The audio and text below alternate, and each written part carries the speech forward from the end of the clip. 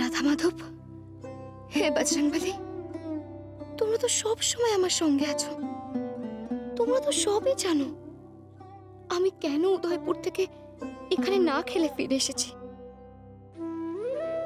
আচ্ছা তোমরাই বলো, আমি কি কোনো ভুল কাজ করেছি যে উনি আমার উপরে এত রাগ করছেন? রাগ তো বরং আমার করার কথা। আমাকে খেলাবেন বলে উনি আমাকে ডিভোর্স দিতে চাইলেন, আর উনি কি ভাবলেন আমি সেটা হাসি মুখে মেনে নেব? শোনো না বজরংবলী, তুমি যে করেই হোক ওনার মাথাটা একটু ঠান্ডা করো। আর রাধা মাধব, তোমরা তো প্রেমের দেবতা, তোমরা ওনাকে একটু চোখে আঙুল দিয়ে দেখিয়ে দাও উনি আমাকে ঠিক কতটা ভালোবাসেন।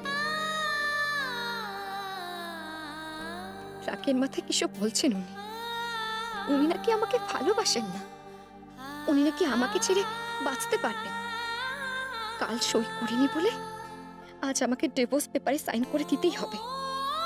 আরে বাবা, তা কি কখনো হয়?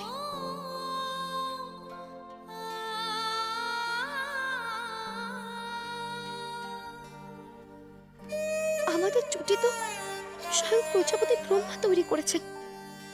একটা ডিভোর্স পেপারের কি ক্ষমতা তাকে ভেঙে ফেলে? আসলে আমার ভয়টা কোথায় জানো তো? এই যে উনি এত একগুঁয়ে, এত জেদি, হয়তো আমাকে খেলানোর জেদে উনি যেটা সত্যি নয় সেটাই সত্যি প্রমাণ করার জন্য যদি কিছু করে বসেন, তখন